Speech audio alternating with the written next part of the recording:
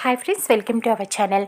చామంతి serial latest ఎపిసోడ్లోకి వెళ్తే చంద్రిక చాలా అందంగా రెడీ అవుతుంది. చీర కట్టుకొని చామంతి చూసి చాలా మురిసిపోతూ ఉంటుంది. అబ్బా అత్త, ఎంత అందంగా ఉన్నావో తెలుసా, ఎప్పుడు మహాలక్ష్మి అలా ఉంటుంది ఇలా ఉంటుంది అని అంటారు కదా, అచ్చం 4 నగలేస్తే నువ్వు అలానే మహాలక్ష్మిలాగా ఉంటావు తెలుసా, చూడు అద్దంలో చూడు అని చెప్పి అద్దంలో చంద్రికని అలా చూపిస్తూ ఉంటుంది. తనని తానే చూసుకొని చంద్రిక మురిసిపోతూ ఉంటుంది.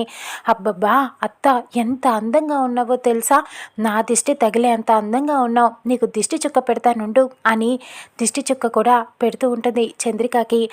నువ్వు ఎప్పుడు ఇలాగే రెడీ అవ్వు అత్త అని చెప్తూ ఉంటుంది.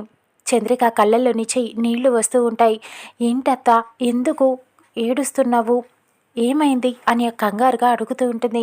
ఏం లేదు అని చెప్పడంతో, చెప్పత్తా, ఎప్పుడు చూసినా నీ పెదాల్లో నవ్వు ఉంటుంది కానీ నీ కళ్ళల్లో ఏదో బాధ కనిపిస్తూనే ఉంటుంది, నాతో చెప్పకూడదా అని అడుగుతూ ఉంటుంది. అదేం లేదే, ఎప్పుడు నేను ఇలా రెడీ అవ్వలేదు, ఇంత అందంగా నాకు నేనే కొత్తగా ఉన్నాను అని చెప్తూ ఉంటుంది చంద్రిక. నువ్వు ఎప్పుడు ఇలానే రెడీ అవ్వద్దా, చాలా అందంగా ఉన్నావు, నువ్వు ఇలా రెడీ అవుతే నాకు ఎంత ఆనందంగా ఉందో తెలుసా అని అడుగుతూ ఉంటుంది. దేవుడు అన్ని సంతోషాలు అందరికీ ఇవ్వరు, అలానే నాకు కూడా అలాంటి సంతోషాన్ని దేవుడు ఇవ్వలేదు, నా తలరాతలో అది లేదు, ఏం చేస్తాం, అంతే. నేను ఎప్పుడు ఇలా రెడీ అవ్వలేదు, రెడీ అవ్వాలన్న ఆశ కూడా నాకు చచ్చిపోయింది అని చెప్తూ బాధపడుతూ ఉంటుంది. ఏమైందత్తా, నీ బాధ ఏంటో నాకు చెప్పొచ్చు కదా అని అడుగుతూ ఉంటుంది. చెప్పే ఇది నాకున్న అర్థం చేసుకునే వయసు నీకు ఉంది, కానీ తీర్చే వయసు నీకు లేదు చామంతి అని చెప్తూ ఉంటుంది. ఒక్కసారి చెప్పి చూడొచ్చు కదా, అప్పుడు తెలుస్తుందిగా అని అడుగుతూ ఉంటుంది. లేదు, ఇది ఈ తలరాత ఇంతే, ఇక వదిలేసేయి అని చెప్తూ ఉంటుంది. ఇక ఇంతలో రమాదేవి పిలుస్తూ ఉంటుంది. చంద్రిక జ్యూస్ అంటూ అరుస్తూ ఉంటుంది. ఇక కంగారు పడిపోతూ ఉంటుంది. అమ్మో, అమ్మగారికి జ్యూస్ ఇచ్చే టైం అయింది, నేను వెళ్తున్నాను అంటూ చంద్రిక హడావిడిగా అక్కడి నుంచి వెళ్ళిపోతుంది. రమాదేవి ఫోన్ మాట్లాడుతూ ఉంటుంది తన గదిలో. చంద్రిక తీసుకువెళ్ళి అమ్మగారు జ్యూస్ అని చెప్పి ఇస్తూ ఉంటుంది. ఇక ఫోన్ మాట్లాడుతూ అలా జ్యూస్ తీసుకుంటుంది. ఒక్కసారిగా వెనక్కి తిరిగి చూస్తుంది. చంద్రిక అంటూ గట్టిగా అరుస్తూ ఉంటుంది. చంద్రిక భయపడిపోతూ ఉంటుంది. ఏమైందా అని చెప్పి తన గ్లాస్లో ఉన్న జ్యూస్ని ఒక్కసారిగా చంద్రిక మొహం మీద కొడుతుంది. తను చాలా బాధపడుతూ షాక్ అయిపోతుంది. ఏమైందమ్మా అని చెప్పి అడుగుతూ ఉంటుంది. నచ్చట్లేదు, ఇది కరెక్ట్ కాదు అని చెప్తూ ఉంటుంది. ఏమైందమ్మా, నేనేం చేశాను అని చెప్పి అడుగుతూ ఉంటుంది. ఏంటి కొత్తగా ఉంది అని అడుగుతూ ఉంటుంది. లేదమ్మా, ఎప్పట్లానే చేశాను జ్యూస్ అని అడుగుతూ ఉంటుంది చంద్రిక. లేదు, కొత్తగా ఉంది, నాకు నచ్చట్లేదు, పాత పద్ధతులే కరెక్ట్గా ఉన్నాయి, కనిపిస్తుంది కదా, కొత్త పద్ధతులు నాకు నచ్చవని తెలుసు కదా, మరి ఎందుకు చేస్తున్నావు, నాకు నచ్చలేదు, ఇంకా ఎప్పుడు ఇలాంటి పద్ధతులు పాటించకు, పో ఇక్కడి నుంచి, నీకు అర్థమైందనుకుంటా అని చెప్పి అరుస్తూ ఉంటుంది. ఇక చంద్రిక అర్థం చేసుకుంటుంది. ఆ చీర, ఆ కట్టుబొట్టు నచ్చలేదు రమాదేవికి అని అర్థం చేసుకుంటుంది. బాధపడుతూ కన్నీళ్లు పెట్టుకుంటూ అక్కడి నుంచి వెళ్ళిపోతుంది. ఇదంతా కూడా తన భర్త చూస్తాడు, బాధపడుతూ ఉంటాడు. రమాదేవి ప్రవర్తనకు ఏమీ మాట్లాడలేకపోతాడు. ఇక చంద్రిక ఆ చీరని పట్టుకొని అక్కడ కూర్చొని బాధపడుతూ ఉంటుంది. చామంతి వెళ్ళి, ఏంటత్తా ఇక్కడ కూర్చున్నావు, ఏమైంది, ఎందుకు ఏడుస్తున్నావు అని అడుగుతూ ఉంటుంది. ఇకప్పుడు చంద్రిక జరిగిందంతా కూడా చెప్పి బాధపడుతూ ఉంటుంది. ఎందుకత్తా ఆవిడ అలా చేస్తుంది, ఎందుకు ఆవిడకి అంత కోపం, పని వాళ్ళని చూసి కూడా ఇలాగా అసూయపడతారా అని చెప్పి అడుగుతూ ఉంటుంది. నా తలరాత ఇంతే, కొంతమంది జీవితాలు ఇలా కష్టాల్లో ఉండాలని రాసి పెట్టాడు, ఇక ఇంతే నా జీవితం అని చెప్పి బాధపడుతూ ఉంటుంది. ఎంత ఓనర్ అయితే మాత్రం ఇలా మాట్లాడతారా, ఇవేళ అటు ఇటు తేల్చేద్దాం, వెళ్ళి మాట్లాడదాం పదత్తా అని చెప్తూ ఉంటుంది చామంతి. వద్దు చామంతి వద్దు, ఇప్పుడు వెళ్ళి మాట్లాడి గొడవ పెట్టుకుంటే మనకి ఈ నిలువ నీడ కూడా లేకుండా పోతుంది అని చెప్తూ ఉంటుంది.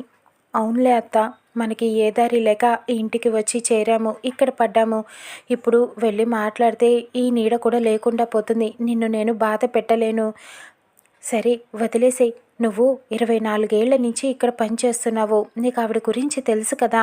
మరి ఇంకెందుకు బాధపడతావు? వదిలేసేయ్. పట్టు చీర లేకపోతేనే మా అత్త బంగారం.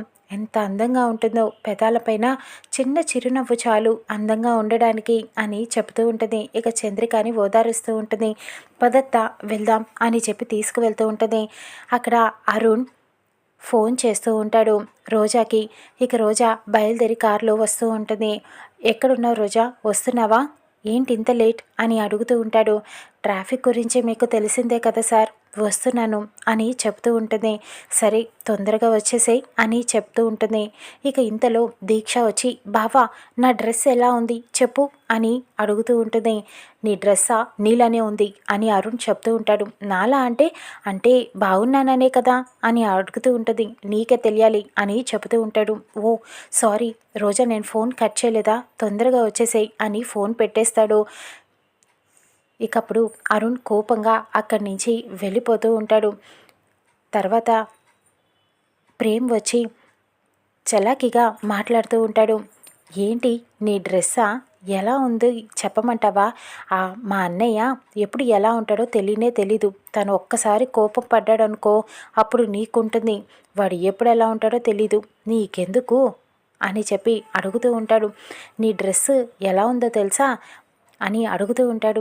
బాగుంది కదా, నేను దీనికోసమే స్పెషల్గా పార్టీ కోసం 10,000 పెట్టి కొన్నాను తెలుసా అని దీక్ష చెప్తూ ఉంటుంది. అవునా, దీనికంటే చామంతి డ్రెస్ ఎంత బాగుందో తెలుసా అని చెప్తూ ఉంటాడు. ఏంటి చామంతి డ్రెస్సా, నన్ను పని వాళ్ళతో పోలుస్తావా అని చెప్పి అక్కడ కూర్చొని రాగాలు తీస్తూ ఉంటుంది.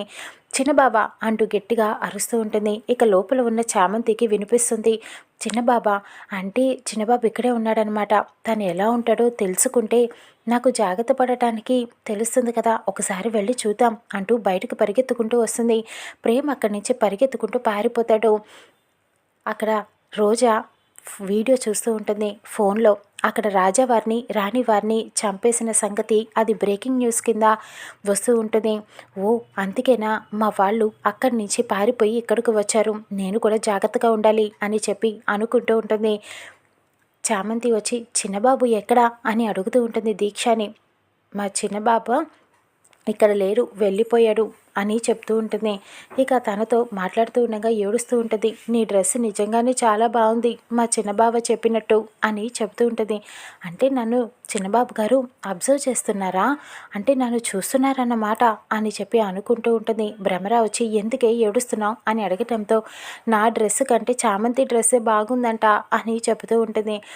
దాని డ్రెస్ బాగుంటామేంటి, పని వాళ్ళతో పోల్చుకుంటామేంటి, నీ డ్రెస్ ఎంత బాగుందో తెలుసా, నా దిష్టే తగిలే అంత అందంగా ఉన్నావు అంటూ లోపలికెళ్ళి డబ్బులు నోట్లు తీసుకువచ్చి దీక్షకి దిష్టి తీసి మరీ చామంతికి విసిరేస్తుంది. అదిగో వేరుకొప్పో అని చెప్తూ ఉంటుంది. ఆ డబ్బులన్నీ ఏరి చామంతి భ్రమరాకి చేతికిస్తుంది. ఈ డబ్బులు పెట్టి మీ అమ్మాయికి మంచి డ్రెస్ కొనండి అంటూ వెటకారంగా మాట్లాడుతూ ఉంటుంది. బుద్ధి చెప్తుంది భ్రమరాకి. ఇక అక్కడ అందరూ పార్టీలో ఎదురు చూస్తూ ఉంటారు. భ్రమర కుటుంబం అంతా కూడా రెడీ అయ్యి పార్టీలో వస్తూ ఉంటారు. భ్రమర ఇది చూసి సంతోషపడుతూ ఉంటుంది. ఇక్కడ రమాదేవి, హర్ష, ప్రేమ్, అరుణ్ నలుగురు కూడా నడిచి వస్తూ ఉంటారు. అందరూ కూడా మురిసిపోతూ ఉంటారు. ఎంత బాగున్నారో ఈ ఫ్యామిలీ అని చెప్పి అనుకుంటారు. పని వాళ్ళైతే అమ్మగారు అయ్యగారు అలా చిన్నబాబు పెద్దబాబుతో వస్తుంటే ఎంత బాగుందో కదా అని మాట్లాడుకోవటం విని చామంతి చిన్నబాబు గారా ఎప్పుడు చూడలేదు కదా, వెళ్ళి చూద్దాం అంటూ పరిగెత్తుకుంటూ వెళ్తుంది. అక్కడ పార్టీలో ప్రేమ్ని చూడటానికి ఎగురుకుంటూ చూస్తూ ఉంటుంది. కానీ ప్రేమ్ కనిపించడు. భ్రమర అందరికీ జ్యూసులు ఇవ్వు అంటూ అక్కడి నుంచి నెట్టేస్తూ ఉంటుంది. ఇక చూడలేకపోతుంది. స్టేజ్ పైన రమాదేవిని కూర్చోపెడతారు, హర్షాన్ని కూడా కూర్చోపెడతారు జంటగా. పక్కనే ప్రేమ్, అరుణ్ కూడా నుంచొని ఉంటారు. ఎలాగైనా సరే చామంతి నన్ను చూడకూడదు అని అనుకుంటూ ఉంటాడు ప్రేమ్. అరుణ్ ఏమో రోజా తొందరగా వస్తే బాగుండు అని ఎదురు చూస్తూ ఉంటాడు. చామంతి చెక్క బొమ్మల్ని రెడీ చేసి పెయింటింగ్ వేస్తుంది. వాళ్ళ రాజావారిని రాణివారిని తలుచుకొని బాధపడుతూ ఉంటుంది. మమ్మల్ని ఎందుకు వదిలేసి వెళ్ళిపోయారు అని బాధపడుతూ ఉంటుంది.